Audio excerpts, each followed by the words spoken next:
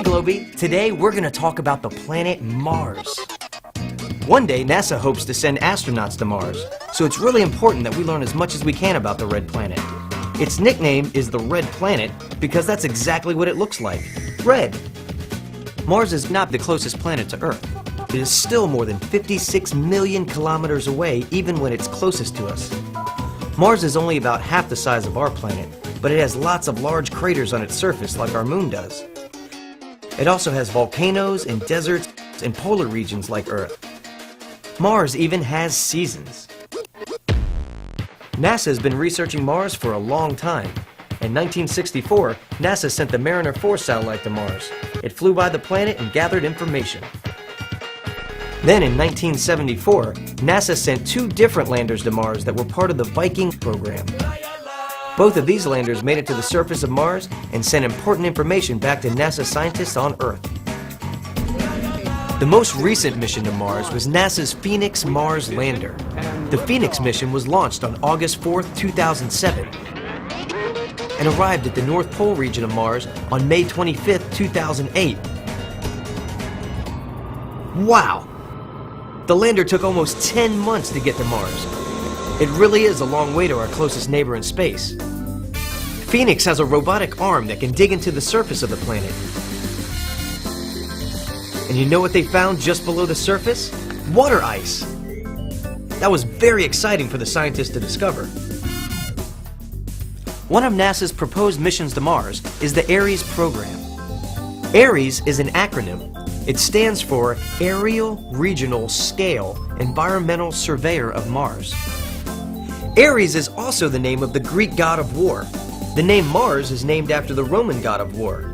The planet has long had the image of being related to war because of its red color, like the color of blood. But the color really comes from the iron-rich minerals in the soil on Mars. Some people refer to the ARES program as the Mars airplane, because that's exactly what it is, an airplane. Only the Mars airplane doesn't have pilots. It'll be completely robotic. Dr. Joel Levine is the lead scientist and principal investigator for the ARES project at NASA's Langley Research Center. ARES is a proposed mission to fly a robotic, rocket-powered airplane about a mile above the surface of Mars, and ARES will cover thousands of miles. Now some of you may be wondering, how's NASA going to get an airplane to Mars? They're not actually going to fly it to the planet like a traditional airplane flies through the sky. The ARES plane will be wrapped in a protective aeroshell, like an egg, for its journey to Mars. The aeroshell will be placed on a Delta rocket that will get launched into space. The rocket will carry the aeroshell all the way to Mars. Once the shell reaches the Mars atmosphere, a parachute will be ejected to slow the shell down. Then the shell will open up, and the Mars airplane will unfold its wings and begin to fly across Mars.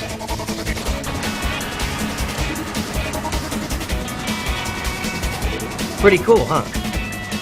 The Mars airplane is very different than an orbiter or a rover. An orbiter is a satellite that orbits or moves around the planet in a circle way above the planet's surface. A rover is a robot that can move across the surface of the planet or moon, going from one place to another to collect new information. NASA has sent several rovers to Mars, including Sojourner, Spirit, and Opportunity. A lander is a special machine that actually lands on the surface and stays in the place where it lands. It collects soil samples or takes pictures or temperature readings of that place. Both an orbiter and a rover give NASA scientists valuable information, but an airplane, like ARES, can do things that an orbiter and a rover can't. For example, on a rover, if it travels 20 miles during its whole lifetime or 30 miles across the surface, maybe you're not in an area where there are living systems. ARES, because it can fly thousands of miles and make these measurements, will cover a very large area of Mars. Now, an orbiter covers the whole planet, gives you global coverage, but you're so far away. Scientists have long wondered if life exists on Mars now or in the distant past. The Mars airplane will help answer that fascinating question. Now, I don't think there are people living on Mars or elephants or giraffes, but there may be microorganisms below the surface of Mars. And these microorganisms give off a variety of gases: methane, ammonia, nitrous oxide, and we're going to look for those gases in the atmosphere as ARES flies with a very, very sensitive instrument called a mass spectrometer. Another cool thing about ARES is that it has a video camera on board that will send amazing video images of Mars back to scientists on Earth. As we fly through the surface of Mars, we will transmit these images back to Earth in real time, and we will play them on television so that the world will fly with us. It will be very, very exciting.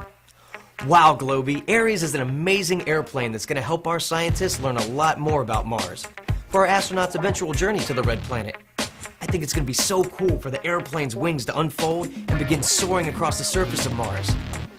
Hey, that gives me an idea. What do you say we go fly our own airplanes? I bet mine goes farthest.